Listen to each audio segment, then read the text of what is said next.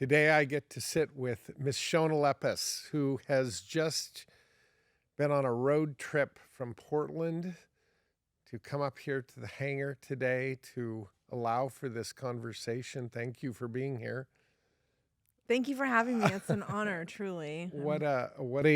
This isn't on your way to the grocery store, but I'm really appreciative of you being here. And as is the way in every podcast, we start with a word. And the word, and the reason I chose this word for today, the word is choice. And I know that sounds like a simple word and it could apply to 1,000 things, but one of the things that I love about the big umbrella of real estate entrepreneurship is that underneath that umbrella, there's 1,000 hats.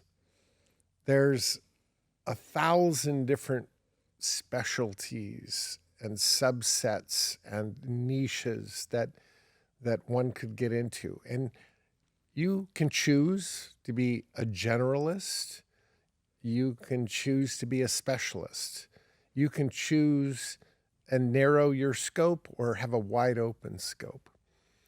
And as we dive into this and really start spending some time, it will become apparent that in a good part of what you've focused on, you've made a choice to really, really know well the niche of midterm rentals.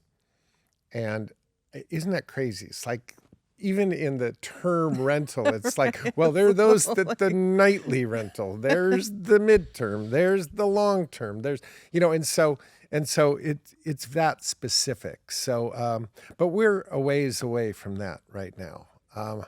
I would love to hear, the upbringing, the childhood, your influences, your parents, your siblings. I want to hear how the roots of where you have come from and what led to this entrepreneurial life that you have now. That's a great question. So I'll try and be somewhat concise. Just to set the stage a little bit, I'm from Northern California, from the very small town called Mendocino. It is kind of a destination area now, but it was kind of founded by hippies, right, back in the 60s and 70s. So my DNA is like, I have a very kind of hippie entrepreneurial DNA. Everybody I knew was self-employed. No one had a 9-to-5 job, Or right? self-unemployed. Yes, yeah. Right. I mean, my best friend's parents were seaweed harvesters. That's what they did. That was completely normal to me, right? I went to an alternative high school. Just a very alternative upbringing, very entrepreneurial again. Like everyone kind of had their own multiple side gig jobs. And growing up, we had a vacation rental business. This was like pre-Airbnb. It was on our property, so there was really no separation between work and life. We had people coming in and out. We were always cleaning, changing sheets, making beds. My dad was an attorney, so he had his private practice on the property. So it's been my model. It's always been a model for me, so I always thought I would be on my own. I never quite know how I would get there, but that's my model. And these vacation properties, were they cabins? Describe what was on your property?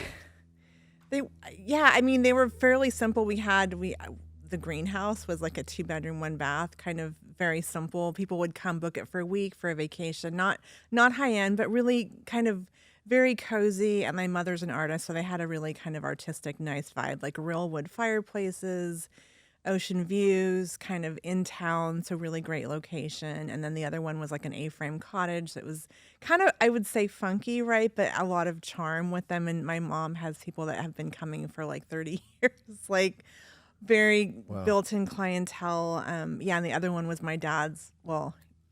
So my dad's a hustler. He had a law office, but he would rent it out on the weekends, right? To like maximize it. And he would even go so as much as like to put little, like back before cell phones, right? There were phone booths. He would put little not like little postcards in the phone booth. So when people were looking for lodging, they would call us. It's very entrepreneurial, very kind of hustle, I guess, the way I grew up. That was kind of my model. What type of law did your dad specialize in? Well, again, he was a hippie, right? So he kind of did everything. He went to Harvard, right? So he was, well educated. He kind of dabbled. I think his last divorce case, he basically got them stoned and was like, never again. And then he went. That's That is a now that is the attorney that you want to find. Let's just all forget this happened. right.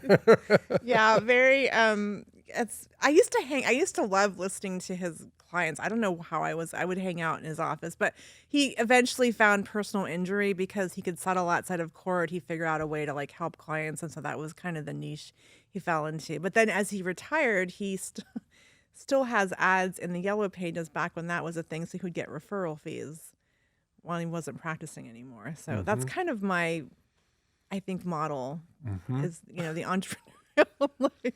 Brothers, sisters, Only child. you are the labor of their focused effort. Yes. That's fantastic. Well, I truly believe that when you track it, you go back, and this is a question I really do like to ask almost every single time, is this wiring that goes in when we're young, how we see the world, what's possible, what isn't possible, what were the lessons that we learned. You had two very, very strong influences, but how different, the Harvard attorney and the artist. I mean, this is left and right brain as it gets, Yes. right? And so this explains some things, I think. But when you look back and you as an adult, we all process what we think is true in the world. Were there lessons? Were there installations of beliefs that to this day you really know have served you in how you see the world? Yeah, I think when I reflect on it, I think I have a very strong work ethic. And I think part of that is my mother is an immigrant. She's from Germany. My dad is Jewish, right? So there's a hardworking kind of work ethic. And so I think work ethic, persistence, I think that's served me well, right? But what hasn't served me well is maybe the work-life balance because our business was on our home. We were always doing laundry. There was always sheets to change. There was always people in and out. So I think that work ethic, and my mother was an artist, so I think the aesthetic part was also what I got from her. I don't know if that's what you're exactly asking, but to me, that's something that I kind of grew up with and influenced. Well, me. and even what you just said there, I want you to know I'm listening. A German immigrant meets a Jewish attorney. Yes. I mean, And the weird mix. in Mendocino. I mean, put that in a blender and what do you get, right? But I'm fascinated when I from my seat get to see extraordinary. I see attention to detail. I see a left brain ability to negotiate. I see the technical skills in this business. But then I see the staging, the artistry, the thing you go, okay, this is rare to see this in one person. Isn't it interesting how sometimes what appears to be the craziest ingredients that go into a blender, sometimes when you mix them together, you do get extraordinary. All by itself, that should make you more excited about, hey, this all looks very strange, but sometimes the strangest ingredients make the best results. So I love that. I think it's explaining some things. Yeah, but growing up, you don't appreciate that. You want like the normal family, right? Like what are normal people? So the grass is always greener. But I think in retrospect, it all did go into a pot and influenced me a lot. But it's sometimes hard to see that when you're younger. Did you have an appreciation when you were young for education as a whole? This is going to sound a little quirky. So we did a lot of cleaning growing up, right? We Hmm. always did our own cleaning, and my parents would always have books on tape going at the time. That was kind of like what we just kept ourselves entertained with. So I think that did influence me on some level, but there was always expected I would go to college. I think it was just wasn't talked about a lot, but it was. I think it was. I think it was just kind of there. It wasn't super like in the forefront, but I think my parents were both educated and it was expected. But Hmm. yeah. Were you in on the numbers of it all back then when you were younger? Did you have an appreciation for why things rent for what they do, for vacancy, for what season is high season, low season? I mean, did you have a business sense about what you were doing there helping out? Yeah, that's a really good question. I don't think we were super analytical about it. Like we was very kind of all manual, right? Paper calendar, answering machines. So my mom always did the books. So I wasn't super heavily involved with that. What I did, I think maybe it's tangential, but what I did see was like, I would hear stories of my dad, like they've lived in the Bay Area and hearing about real estate you could buy for like nothing, right? Back in the 70s. And that somehow in my brain was always like the power of real estate. So I think that sunk in, not so much the day to day. I was always trying to modernize it though. I was all like, I would come back and manage it and I would build a website because I got tired of answering the same questions.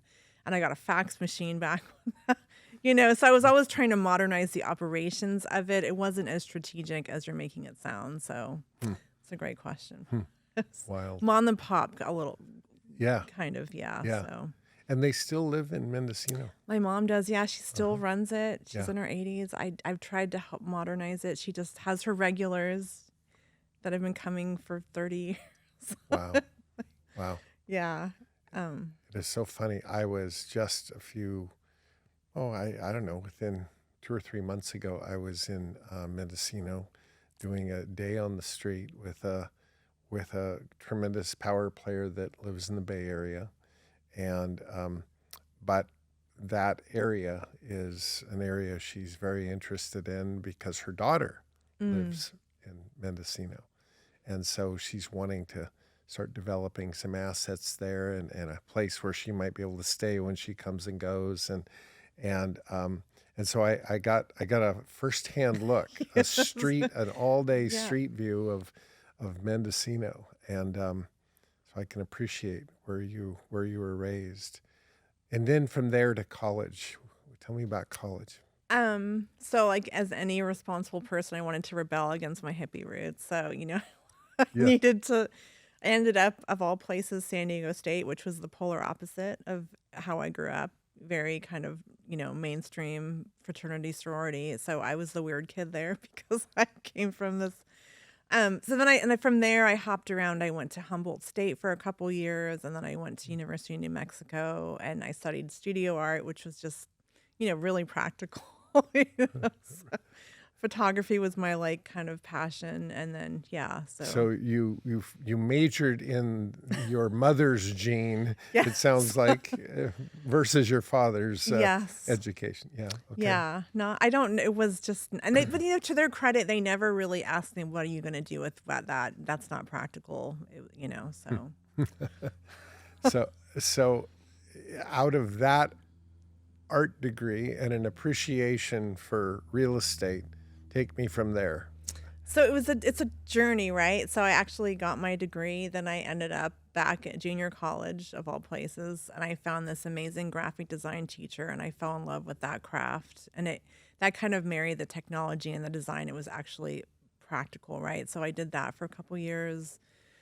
And then I opened my first foray into entrepreneurialism was my own like boutique design studio doing graphic design, web design, all that stuff. So it was how I ended up. Yeah. Wow. Yeah. Wow. And so that was a business, putting yourself out there for clients in the world of web design, graphic design, etc. Yeah, yeah, I had a couple, and being in Mendocino, I had moved back there for a couple years, and there were a lot of, inns that needed a lot of marketing and website stuff. So I did a lot of that. And so, Right. yeah, I worked at an ISP, which is an internet service provider, which is also like very unusual to have that in such a small town. But I actually got hired on there and, got the kind of technical side of things, which was interesting. Um, One of the things I noticed when I was just in Mendocino, and you're mentioning these small businesses and inns as far as an eye for opportunity. Where's the opportunity? What can I do here that people need? Everywhere I went in Mendocino, there are these water towers. yes. It's almost like every fifth residence seems to have a water tower, the hmm old water storage tanks, and because water is a premium there. hmm And I thought, God, it's just every town that I've ever been to has something that is distinctly different that I've never seen before. Matter of fact, if you've seen it all before, that's not much of a town. You hmm know what I mean? hmm But that jumped off the page, right? That the water sourcing there was very scarce and needed to be conserved. And maybe that has to do a little bit with the hippie influence of Mendocino, that very, very environmentally conscious living, Yes. right? hmm Yeah. Yeah. Do you feel like some of that has worn off on you? Is that why you moved to Portland? No. Yeah. I think it has, but the caveat that everyone there is very kind of, yes, very progressive, but they're almost like anti-progress a little bit. There's this very strict historical review board, and I think people were drawn there because it's a beautiful place and it drew this kind of very Hmm. back to the land kind of group of people, which is great. But the flip side is they are a little bit kind of like everything is kind of bad for you on some level. Hmm. So Hmm. and it's hard to make any changes because of the historical stuff. So, Hmm. yeah, but the water, I mean, like we had well water, right? I grew up with firewood and well water, so Right. it's definitely a scarce thing. Yeah. Yeah. Yeah. Interesting. So give me your first taste, your first dip into the world of real estate. Yes, I think it's pretty ubiquitous, right? So I was living in Mendocino. I'd broken up with my boyfriend. I was like, my friends were buying a home in Portland. I'm like, I'm just gonna, drive up to Portland.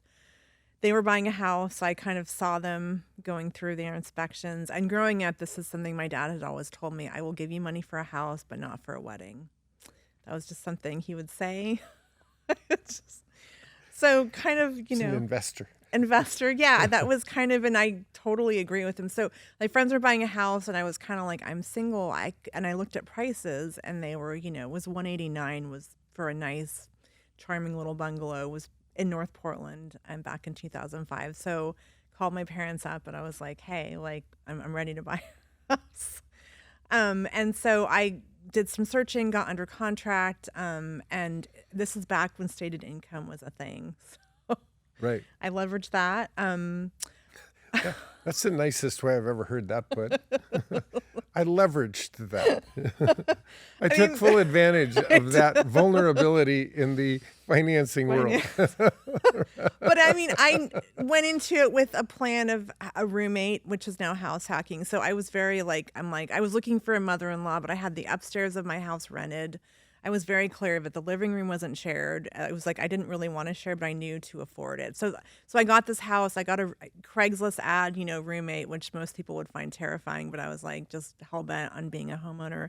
And then I saw my appreciation go up, and I was like, oh my god, this is crazy, right? Like I've gained 40K in a year.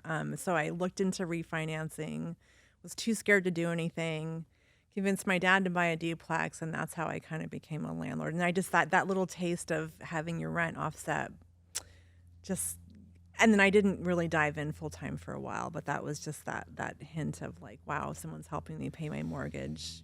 It's a sacrifice, but look the equity I'm gaining, and I'm a homeowner. Almost at those lessons early on of owning rental property that people were coming and going, it now is understood in a different way, that this actually, if done right, could pay for everything. It could pay for this whole piece of real estate and the house we live in if we do it right. I think that everybody has these aha moments in life. Mine was Jeff and Kelly paying me my mortgage payment in rent. And it was like, it sounds so simple. Light bulb, it was like, wow, find more Jeff and Kellys and find more people to pay the mortgage. It just seemed in its most elemental, basic, foundational, this is going to work out if I just do this. That was your instinct. Yeah. Yeah, it's really it was an intuition, and I didn't really do I wish retrospect, right, I had invested more, but I just knew that this was in a market that was going to go up in real estate. It would always made sense because coming from California, right, I knew the Bay Area. Like, I never thought I would be a homeowner because things were so expensive, and I saw this opportunity. So I think that was very informative growing up, coming from in a very expensive market and being in a market that was kind of, up and coming. But yeah, it's definitely, it wasn't easy. I got a Nolo Press book on how to be a landlord. I read it and I figured it out, ran into all kinds of things, and just realized I could solve pretty much most things that came along, even if it was stressful. And yeah.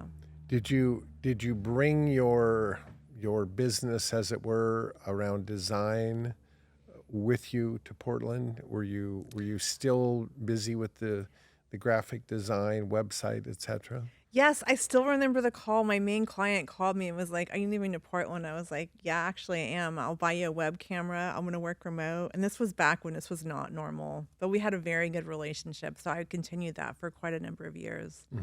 They were game with it, and I would go down there every couple months, but this remote work wasn't really a thing when I started doing it. Right. Yeah.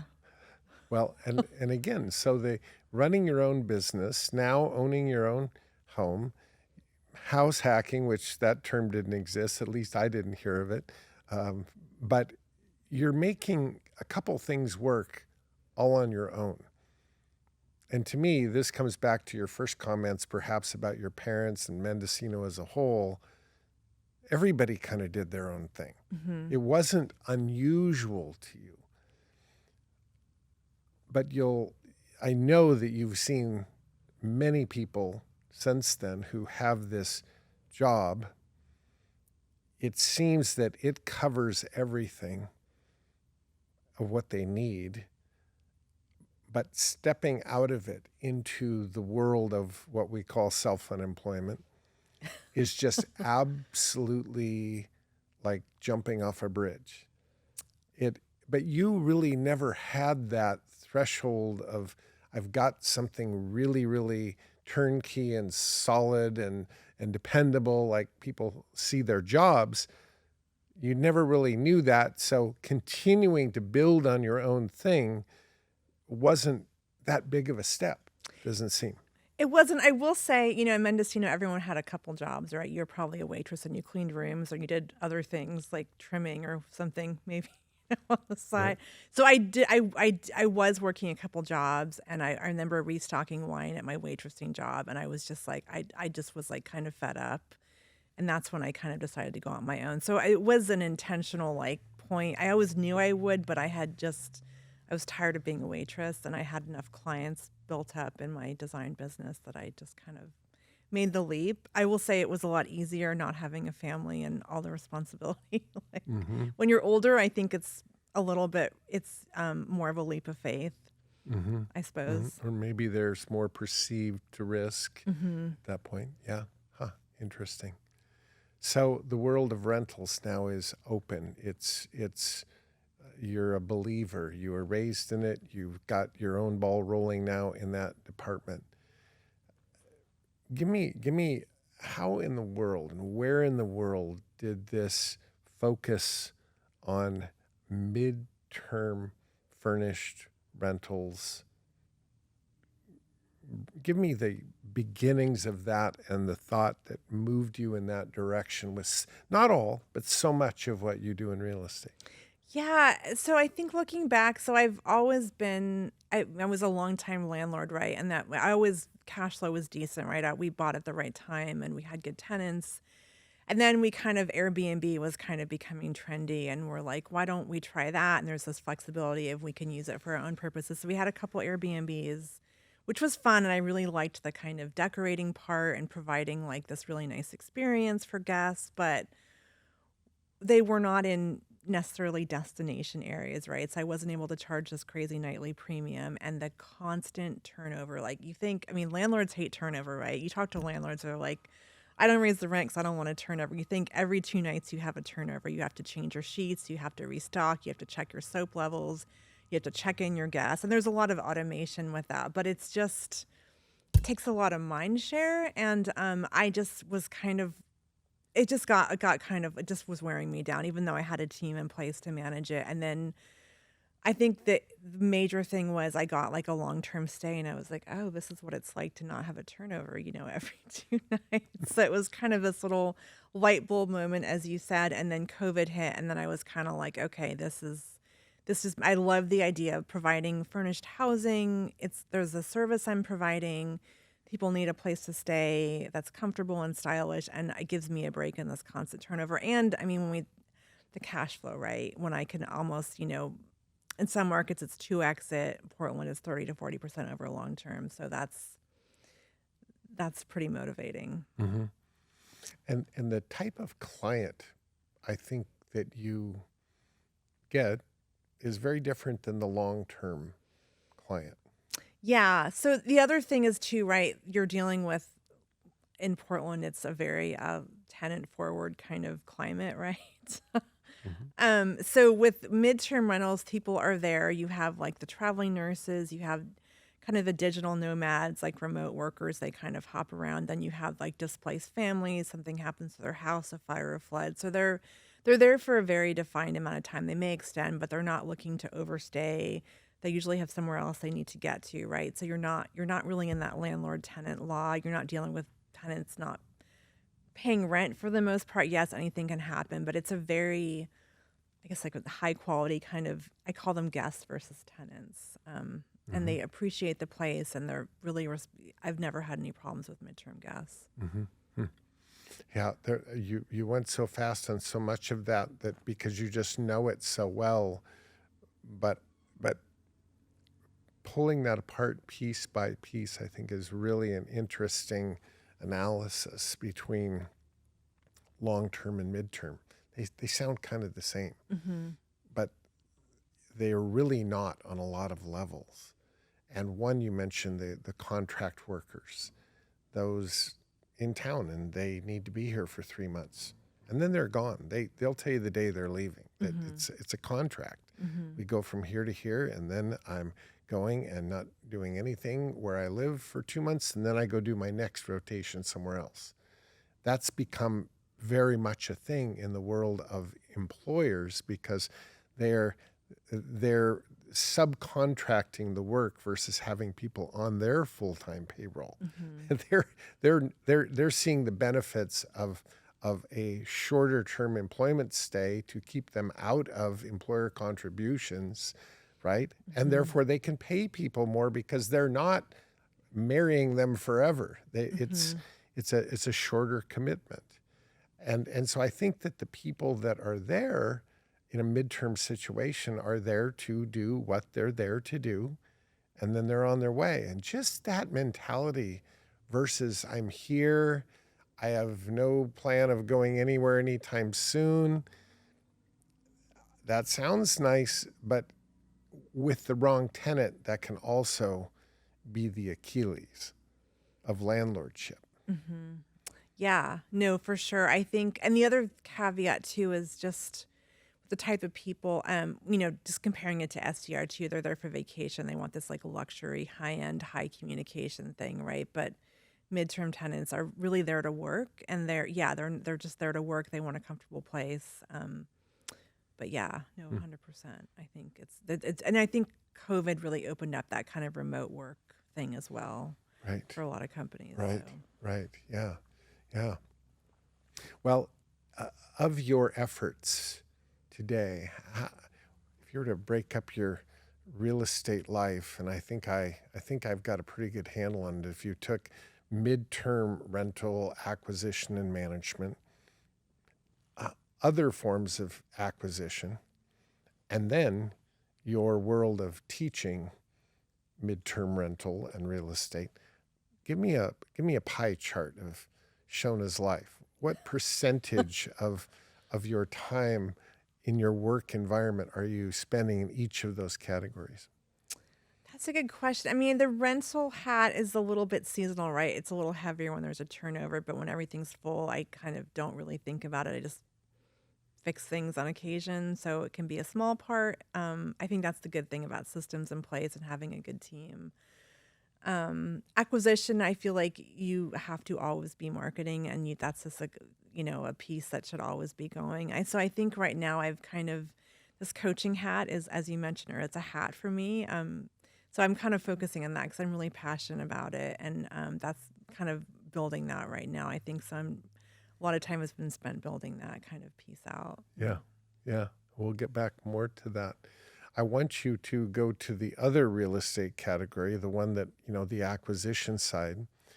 And I'm privileged, by the way, to be in the airplane with you on your acquisition right now. And there has been a deal that is still going on that I'd like you to walk us through.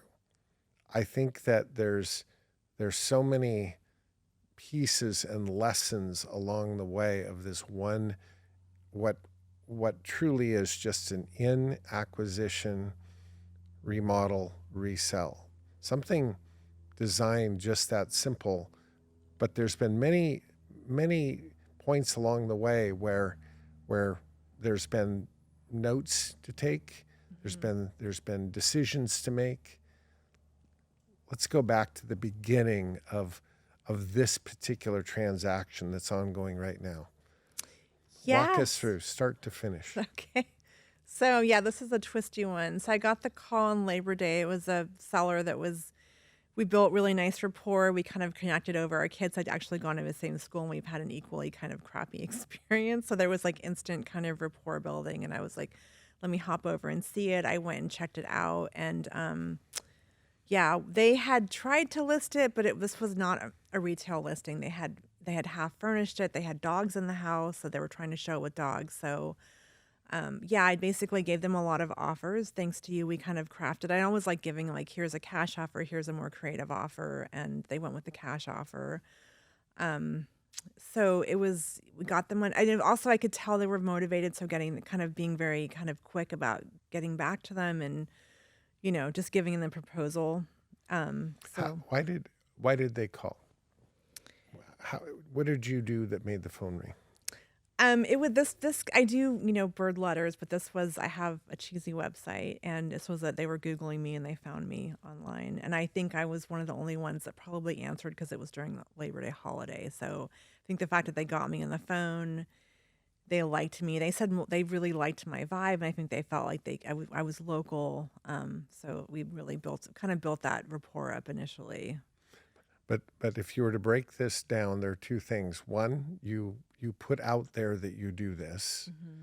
And number two, when they decided this is what we need to do, and they took action toward contacting people, you answered the phone. Mm-hmm. I mean, I don't want to get overly, emphasize that, but if you set the stage, that can all mean nothing if you don't answer the phone. Mm-hmm. People make a decision. This is what we're going to do. They take action on the table you set, but now answering the phone and being available to meet with them and start the process, I think is just, I want to make sure people grasp that's a critical part of entrepreneurship is availability to be able to take action and follow through with the seeds that you've planted. Yeah, and I think just for new investors, it's a little sometimes unnerving to answer the phone. But when you think about it, they're just people. They have a problem, you have a solution, and it's just getting to know them, and help. Sometimes it's taken me a while to get comfortable with just talking to sellers, but um, it's just a conversation, and I just was like, let me stop by, and then I saw the house. So yeah, I think that action and answering the phone, it's really simple, right? But I probably would have missed the lead if I hadn't acted so quickly. They would have been, I knew they had a lot of people sniffing around. Right. So Okay. And so you arrived at a price with some conditions mhm. that needed to be met to move towards closing. Um, and one of those conditions was an inspection on the property, right? Okay. And of course, you had to negotiate a closing date. And I Mhm. think that there's some critical pieces here that are important. Um, you set a closing date and a price. It had no finance contingency tied to it, but it did have an inspection contingency tied to it. Mhm. Take me from there, right? So I made the inspection period fairly long just to give myself enough Right? time. So yes, can I just be really honest? I did Uh, a walk and talk inspection, which I don't recommend. It was thorough, but not thorough enough. So I did uncover some things that needed to be addressed. So I came back to them. And I think just buying off market, I think like, if you're dealing with a first time seller, they are home, not an investor, I like to really over communicate and be really, this is how the process goes. So I communicated that some things popped up that I was going to need to do more due diligence, get bids. So I really tried to communicate that with them and set the table of like, hey, I'm going to have to probably renegotiate. So I had a lot of people back over, a lot of inspections. And then I came back to them and said, listen, unfortunately, this turned up. We're going to have to address it. And any buyer is going to have a problem with this. So we got bids on it and renegotiated. They weren't happy, but, I think other people might have gotten them down even farther than I did because it was a fairly serious issue that we I turned don't up. think anybody's happy when the price drops of their offer. Yeah. And yet, this is what an inspection contingency is for, is Mhm. to see what you haven't seen Mhm. and evaluate what you haven't seen. Mhm. Okay. Okay. So that opened the door to a renegotiation, Mhm. and and uh, uh, and so you worked up a new number of what you could do. Okay. And of course, we had a closing date, and for the most part, they had already moved everything out except the dogs. Right. Tell me about the dogs. The Oh dog's a my. good part of this story. So just to back up a minute, this was a failed listing. They had tried to list it, and I mean, they had tried to list it for like full retail, right? Not even like discounted, and they had initially listed it with left their furniture in there and the dogs, and then they got feedback that it was too cluttered or something. So then they pulled half of their furniture out, but they had three dogs, a pit bull, some kind of other dog, and then another dog. One was a guard dog that were in kennels, so they would come to do showings and they'd hear this barking and growling. So of course nobody wanted to see it. So they had decided to kind of move. They were like half out the door, decided to move out, and were trying to sell it. But the dogs could not come with them to their family because the dogs did not get along. So the dogs stayed behind. So they would kennel them when I was coming over to visit. So, you'd get to the door and there'd be like ferocious growling at you. One dog was right here, another dog was in the hallway. There was a pit bull, and then in the basement had another dog. So every time I would go over there, these dogs were just growling like they were going to eat me, and they were just doing their job, right? But they were guard dogs. So it was I had to just really dig in and be like, this is what I do. I'm an investor. I can do this. I've got my dog fear merit badge sewn on my vest. I'm good. I'm good. I mean, it was and I went over there quite a lot because of my due diligence and inspections. So I would talk to the dogs, and they kind of got more comfortable when I would get to the door and they would start growling. And then I'd have, contractors come over and they would get close to, go the stairs to the basement, and they'd hear growling, and they'd be like, I'm like, it's okay. I'll go first. The dog's kenneled. And they were kind of like, a little anxious. So yeah, it was, and then we got close to closing, and I was just in passing like, hey, I just want to make sure that that you've rehomed the dogs, kind of just in passing. And I got a text message back, well, we were hoping they could stay a little longer. It's like, well, Mhm. it's not going to work. So then we had to renegotiate on the dog situation. But it was one of those dig in moments. You're an investor. I can do this, because it was kind of scary going over there with dogs, even though they were kenneled. If they would have gotten out, it would have been, It, yeah. but it also narrows the playing field. If you Hmm. think about it, it takes a lot of people out of the game. And I always look for those sorts of things when I think, well, there aren't many people who are going to deal with this. I get kind of excited because now I'm in the driver's seat. I actually have more control, I feel, of the situation because I'm willing. I'm willing to dive in. I can do this, right? So there you Hmm. were. Yeah. When you went to them, when the inspection came back and we had to renegotiate, we had a very candid discussion about this, and and I think it was hard for you, even though you had an inspection contingency. It was really hard for you to go back and say, okay, but based on what I've seen, and here's the reality, we're going to have to move this number quite a bit. Hmm.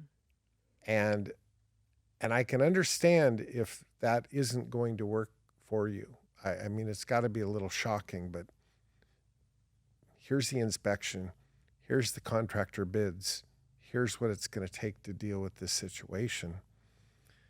And you prepared an amended purchase and sale agreement that had that number in it, but you also prepared a rescission agreement. So they were going to be signing one of the two things. And at least the instructions going in were, it's okay if they rescind it Hmm. because that's what your inspection is for. But I don't want you to meet anywhere in the middle. I want it to be one or the other.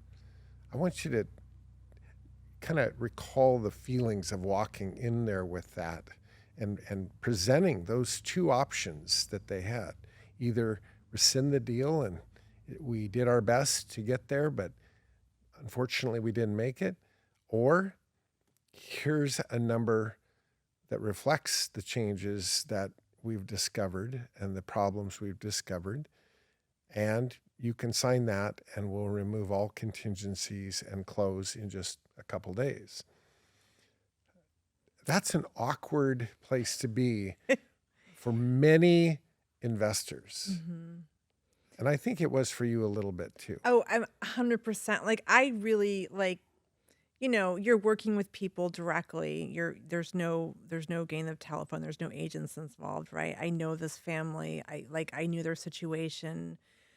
I knew they had put a lot of money down that they were not getting back. And so I really wanted to serve them and help them and get them to their next chapter. And so it was very uncomfortable. And I was just trying my hardest to find a different solution. But what kind of, I think thanks you to your coaching, being very prepared and having options. Like, this is not, here's your options. I've done my best. I've absolutely done as many inspections as I can do. I've gotten bids. I don't take this lightly. I think that really helped, knowing that I was really prepared, and they kind of trusted me. But it was just, I really didn't want to do, because I knew they were walking with less than they wanted. And it was really hard. But I also knew that I think any other investor would have probably leveraged that more than I did. And I wasn't, I kind of, there were a few things that came up. I'm like, I'm not going to like focus on all these things. This one thing is really important. Mhm. And it was uncomfortable. I just had to I think the being prepared part and knowing I had done my utmost and I genuinely cared about them feeling like they had a good transaction with me, if you want to call it that. And so, but it was very uncomfortable. I think right there, Shona, underscores one of the aspects of being an entrepreneur is that there's not a department down the hall and to the right that handles that. Hmm. You are the departments. You're wearing all the hats. Hmm. And inevitably, a deal or situation will call for you to do what's uncomfortable. It's no question it's justified. There's no question it's what has to be done, but it still doesn't make it any easier. Um, but I see people so uncomfortable with a situation like that that they just say, no, I'm just not going to make any changes to it. And then the deal moves forward and they lose $50,000 on the deal because they go back and they go, oh, I knew this was coming. I knew I shouldn't have moved forward without amending this reality in our paperwork, in our deal. But they were so afraid of essentially a confrontation or this kind of uncomfortable exchange that they didn't do it, and now downstream they pay. I was very proud of you for preparing. Here's what I can do. Here's a rescission if that doesn't work. One way or the other, we're going to know where we're going here in the next few minutes. Which is it? I also think, though, that they knew. They knew because the market had sort of said, maybe what you thought you had isn't exactly what's here. And people always want the most that they can get, but at the same time, in their head, in their true heart, they know we've got something here that isn't exactly right down the middle in every way. They knew that there were some issues. This is what this is worth with the issues, with all of them now on the table, or at least as many as you're willing to address. So I think it was very, very brave to go in there and to do it. And they got the dogs out of there, and you held up your proceeds aren't coming your way until the dogs are out and it's inspected. That's another line, right? Yes. I'm going to go check that they're gone. We're going to change the locks so they're not coming back, and you closed. We did it. Yeah. And I think the other piece that was uncomfortable, but I felt like we had a relationship. So I was very upfront about everything. I wasn't hiding anything. I kind of prepped them for changes were coming. And that helped me kind of have that conversation too. And I think communication, I just think that's so important, especially because for people that are, have not done a lot of transactions, it's kind of a scary, kind of unknown. Escrow is like this black box, like, a lot of times we are dealing with maybe tired landlords and they're very seasoned, and it's just like, but for homeowners selling, I think good communication it goes so far. Right. Right. Absolutely. To like kind of make them feel comfortable and like explain the process. And so I think that helped me a little bit too. And they're good people, right? Like they were really good people. And I really wanted to help them onto their next chapter. And I knew that I could help them do that. So I think I kept holding that in my mind as I was going into the house with dogs growling at me. What's my motivation? Yeah. Yeah. Well, it ended up closing. And then, of course, you're running a job site and getting things done and looking great. That's something you've done a lot of. So that moved right along. And okay, out into the marketplace it goes. And in escrow as we speak. Yes, it's been a little bumpy, but yeah, I got it done in a couple weeks. I'll tell you, it was very fast. A couple of things turned up, but yeah, we're under contract, and we have very interested buyers, very motivated. So feel very grateful. I feel like I feel like flipping in general is a calculated risk. I'd much rather buy and hold, but sometimes it makes sense. And moving quickly, I think, is important because markets change as we. And that's absolutely a true statement, right? Condensing the exposure from closing to not owning it. I'd love to keep that all under 90 days. Yeah. From the day you own it to the day you don't own it. That's the goal. Under 90 days. Doesn't always go that way, but it definitely defines your scope of work. Very much. Right? You can't do major gut jobs and permitting and on and on and on. It's just cosmetic and lots of cleanup and paint and this and that. Yeah, Yes. yeah. It's hard to restrain yourself because I love the creative bits, and I was like going in, I'm not changing light fixtures. And then I got in there and I was like, I can't, I just certain things, but I didn't remodel the bathrooms. Like I didn't do anything structural because that just adds so much time. I did paint and carpet and a lot of cleanup, like a lot, a lot Hmm. of dump runs, taking bars off windows. Right. It was like peeling back an onion, right? Just getting back the bones. And then they left me a lot of furniture, so I used that for my staging, which was fun. So, I, Well, I I'm of your mind that buying and selling it, there are certain things that are going to fall into that category. Um, the buying being the easier part, the selling being what feels to be the riskier part. You've got to time it right with a market. You've got to price it right, time it right seasonally. Mhm. All of these sorts of things have to kind of come into play, and all the stars lining up to where, okay, you can get a buyer and you can land this thing and be done with it. But of course, then even if things go really, really right, start to finish, you end up with a a short term, um, ordinary income situation, Mhm. right? It's not the same as if you can hang on to something, keep it, keep harvesting that Mhm. field, keep growing your equity by principal pay down and any appreciation that might come your way. That that model to me is the one you'd prefer to do over and over and over again. Not every deal falls into that category, Mhm. um, but it's there's lessons at every turn. Um, where do you see if you were to draw a roadmap into your future, where do you see your hopeful efforts landing? In other words, where's the next big opportunity you feel in the real estate investing world? What is it that you're setting your sights on to go stir up? Well, I mean, yeah, that's a good question. I mean, I don't know if it's super innovative, but just acquiring more properties to have that passive income, to have the freedom to kind of have that, financial independence. I do think there's a lot of opportunity in midterm rentals. I think there's a real need for it, right? For the right kinds of properties. So I think ideally, small multifamily that I can convert to midterm is somewhere I want to go. I think there's opportunity. And I think being in an expensive market, right? We have to be creative.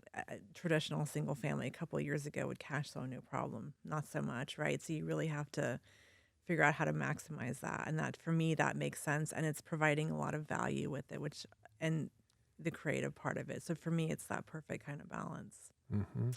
Um, The product type is one evaluation for sure. Various different product types, and you focused on midterm rentals, but they could be single family homes, they could be apartments that you take one of a fourplex and turn it into a midterm rental. Um, but the terms of the transaction oftentimes drive the vision of what you're able to do going forward. And this is I think the essence. Deal structuring, finance, the toolbox of deal structuring is part of what I'm hopeful that my influence is with Power Players. You've been to Power Players. You're going to be a TA at Power Players coming up. Talk about deal structuring, and your appreciation, or I would hope to say growing appreciation for deal structuring. Yeah, well, let me just be really honest. So I've been a long time landlord. I did it kind of intuitively. I didn't have this toolbox I have now. I kind of just was like, my mortgage is this. This is what my rent is. It was a very basic way to underwrite. And I've done a lot of courses, and what I really appreciate about what you teach is, I mean, there's the whole um, right left brain, but I think there's a lot of tools that are not so common. And I think to me, real estate's all about leveraging your equity, and there's very powerful ways to do that that I've done that are fairly mind blowing. Buying a house, doing a profitless flip, really creative stuff, and I've benefited from that hugely. And I think there's Everybody's listening going, a profitless flip. Why would you want to do right. Why? that? It's so much work. It's so Oh, that was much work, nice. A right? profitless flip. But profits in a different way. Right, right. Yes, not in the traditional way, right? Yes. Yes, right. Yeah. So no, I think there's just a lot of really, I mean, I think we all hear these terms thrown around kind of cavalierly, like owner carry, owner financing, sub two, but there's a lot of nuance to it. And I think people often don't go about it in the right way. They just kind of throw it out there without really understanding it or understanding what are the levers, why would someone want to do that, and that it's truly like a win-win. And I think that's what bothers me about a lot of courses, or it's just like get out there and wholesale. And have I have a soapbox about wholesaling. It's appropriate sometimes, but it's not easy. It's not quick, or you have to do these. You have to get out there and do all these. You have to do your first crappy flip, which usually sucks. Usually you lose money. Usually you don't. I didn't go through that, but a lot of people I know. So I really like that you're focused on investing and strategies to kind of build that portfolio that are like, to me, it's a long game. Mhm. And a lot of courses, they're just very focused on the short term because flipping is a job and it's not easy. And it kind of sucks a lot of the time. Right. It's I not can be easy. honest. It's got a lot of things that can go wrong. And like anything, when you truly get it down, though, you can control, you can mitigate the risks that are truly there. And so Mm-hmm. you reverse engineer the risks you see, Mm-hmm. right? The one thing I have appreciated, Shona, about this business forever, I mean, I've been at it forever, is that it's much like my love for aviation. There's a little small single engine Cessna, and then there's the space shuttle, and they're both airplanes. Mm-hmm. And one is just much more complex and takes much more training to fly. And that's the beautiful part of this business is that it has so many upward moving understandings and levels in it that it can truly, you can be at it for a lifetime and not know it all, not have done it all. And that to me is what's so interesting about it. It's just this never ending upward and outward of what it can do. Yeah. Yeah, and it really is. And you think you've heard of every strategy, or you've come across any possible thing, but it's very right left brain. It's very strategic, and it's also very creative, and it's also a people business, right? I think that's the other Mm. thing. But I remember, this is a side note, but I went to some events in Portland, and that you had some of your students were speaking, and I was like, what are they talking about? Like, who is this? This is like, couldn't even barely follow what they were doing, right? Like I realized that it was very sophisticated and something I wanted to learn more about. So just to stress, I think the power of mentorship and education is so important because I mean, you can watch all the YouTube videos you want. It's all out there, but having someone there is really strategic knowledge out there, and it's really valuable, and it will get you to the next level that you won't get to on your, I mean, maybe you will, but like if I had known what I knew back when I was kind of putzing around and being a landlord, you know, Yeah. yeah, I'd be in a different place. So I wish I would have started sooner on my I education, I suppose. well, and this is a perfect segue, and I want to enter it in kind of an interesting way. But the management of your midterm portfolio, there's all of these platforms. There's the obvious, Airbnb, VRBO, different ways to get the word out Hmm. about what you have available. How do you get the word out? How do you manage an availability to the marketplace? Yeah, I mean, there is a lot of places. I tend to put it as many places as I can. So there's a couple top places, right? There's Furnish Finder, which is really focused on traveling nurses, medical professionals. People are kind of discovering it though because there's not all the fees associated with Airbnb. So that's a big one. I'll put it on, Airbnb, of course, VRVO is great, but there's a lot of fees that go into that. So from the user's perspective, I think there's a bit of people are a little bit more aware of that and not so down with that. I will also put it on places like Zillow, which I think you think of as like more of a long-term platform, but a lot of these places have like a checkbox for fully furnished. And a lot of insurance, companies that are looking to put displaced homeowners will look on those bigger sites. So, and Mm-hmm. there's down to like Craigslist is still a thing. I'm not saying I get a lot of leads from there, but Mm-hmm.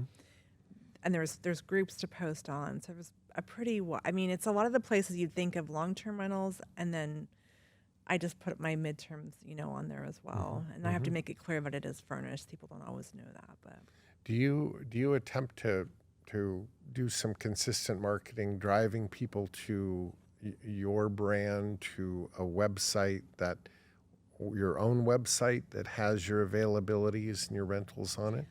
it's I'm working on that. I don't think you need to have that because most people are going to come to you from like the major platforms, and to get yourself kind of out there would require quite a bit of SEO kind of optimization and a lot of back end stuff. So I don't think it's necessary. I do think having a branded website is not a bad thing. I don't think you have to have it, but it can't Mm-hmm. hurt. And usually on a lot of these places like Zillow or Furnish Finder, they're coming to you directly and you're doing all your leases. You're not, unless you're going through Airbnb. So once they kind of contact you, then you're kind of off of the platform, so to speak.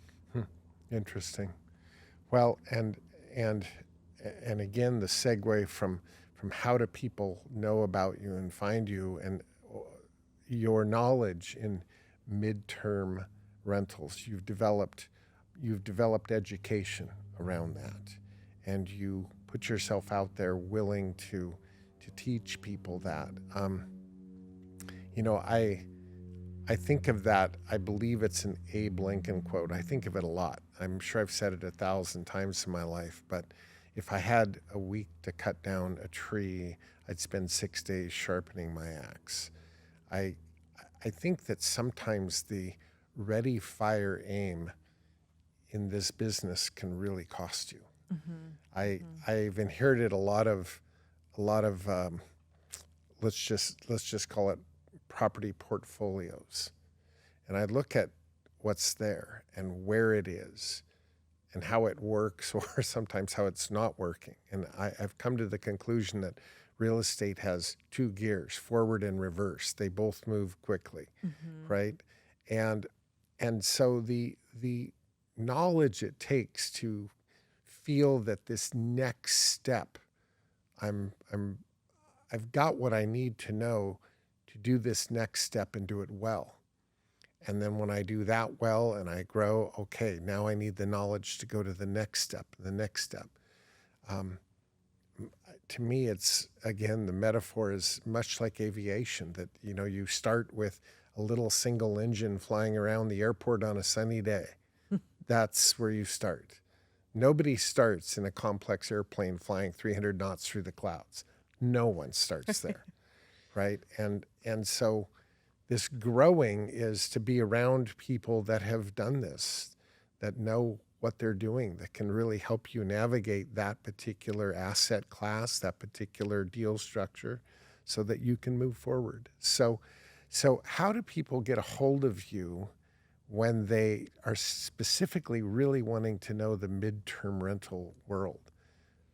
Yeah, so I have a Facebook community where I do a lot of like free training. That's great for just if you're just kind of getting your feet wet or wanting to learn more.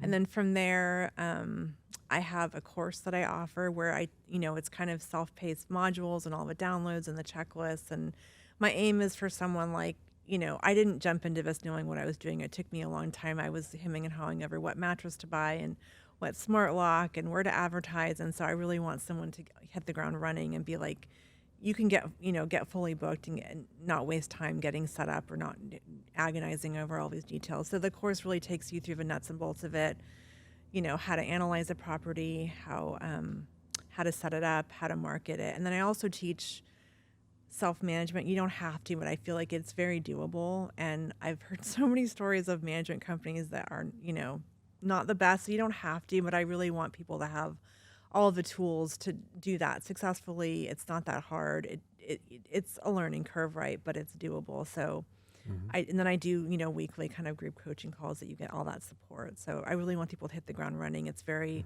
nuts and bolts. Just here's the furnishing checklist. Here's how to move a guest in, move them out. Here's what software to use. Yeah. All of those things. Because it's a lot of, details. A lot of details. Yeah. Fantastic. Yeah. Okay. Taking it in a slightly different direction. Married with family. Give me a couple words on balancing life. And I'm not even sure I'm saying that right, because it's almost like a leading question. Maybe it isn't balance. Maybe it's alignment. I'm not sure. But how do you do all of this and all of that well? I don't know if I'm doing it well. I guess I want to be a good example for my kids, and I try and involve them. Like if we're doing a flip, we're over there. Like my daughter was this last one, she was over there like helping me go through stuff. So I try and involve them in the business, right? And I'm the balance part I'm working on. It's a little challenging because there's when there's no office I'm going to. So I guess trying to involve the family and just inspiring them to hopefully understand why I love real estate. I don't know if they'll go into it, but just kind of they're always involved in turnovers and helping me out and things like that. I don't know if it's a season, and my kids are still on the younger side, so it's a juggle. I wish I had the answer, but yeah. And there may be a coming attractions that your husband may be joining this effort to make this truly a full family affair.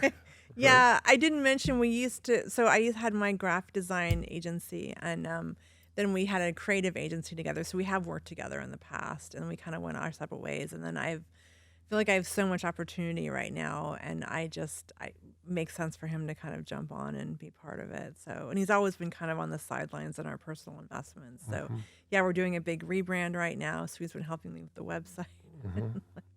So, yeah. What does he feel about being at a Power Players event that you're a TA at? I think he's game. I mean, yeah. That could be fun. I'm not an easy, but yeah, it's Right. it's being married and working together. I mean, we did it for a long time in our agency, and it's definitely interesting. It takes a lot of, yeah. There's these currencies, and we evaluate things in any endeavor, not just by one outcome, but by a myriad of currency outcomes. What kind of time did that take? What kind of return was there, ROI on my investment? Did I enjoy that? Did I learn? Was this boring or exciting? All of these various measures. When you are there in the twilight of your life, and you want to, like anyone, say, I've done this well. Define that for me. Yeah, I mean, I think ultimately I'd like to leave a legacy, and so my children are comfortable. I want them to do their own thing, right? I don't want them to be like, oh, we have these, this income, but I'd like them to be comfortable and have been a good example of, what, and I guess secretly, I hope they will be kind of entrepreneurs, right? Because that's been my model, and I think that freedom is really important. So yeah, I think leaving them with some kind of a legacy and having shown them that path that they don't have to follow the traditional path of, get a job and have a boss and be miserable. Someone once put it to me, like, you're an outside cat, and I've been an outside cat for a long time. All of a sudden, I like cats more. Outside cats. Outside cats. I'm kind of feral at this point. The agency that we sold our agency to, they hired me, and I worked there for a year, and I caused a lot of ripples. Like I hope I can continue just being the entrepreneur and living life on my own terms. I suppose that would be a success. That's tremendous. And I think that your mentioning of, your kids and what you're trying to do with them too, that, this is in part, I think every parent's motivation is, uh, I just hope I'm not messing my kids up. But my hope is that, you know, they are a sustainable motivation. And like any heart effort of doing what you're hoping to do, right? You want to see them benefit from that. You want to see maybe it's them that does something extraordinary, but you had a little role in it, right? Mhm. That you've carved at least a possibility out in their mind. So that's really, really awesome. Well, I there's never a way that I've come up with yet. Maybe after many, many years of doing this, I'll have it. But the consider, the consider is how we put a bow on these podcasts. And one of the things as I was going through the notes of this and what it was that I was wanting to talk to you about in this, and I take it back that we have this opportunity. I believe we have an opportunity to take the very, very best of what we've seen and make it our own. And so it begs the question, what's the very best of what you've seen? And how do we make it our own? And I see that you've taken some amazing left brain skills, maybe from your dad, maybe from the example he put forth, a ton of right brain skills, and then this work ethic. And this was like the best, and you've made them your own. You've played it out. I think that isn't that what the most we could hope for? But it begs the question: what are the observations and the beliefs and what you see, what you've been given, and how do you gather that and make sure it lives on? Because if you don't do that, I have a feeling that those influences will fill you whether you're aware of it or not. Mhm. In other words, there's a lot of things that want to take you in a lot of different directions, but you are holding true to those things. And the outside cat, that may be the title of this podcast. Because doing it in your own way, you've taken ownership of that, of that reality, that you're an entrepreneur, that you want to do it your own way. You're going to figure it out. The car's been in motion. You've been learning ever since. To me, that's the greatest of all of it. If you can play on your own terms. So I would like people to consider that as a question.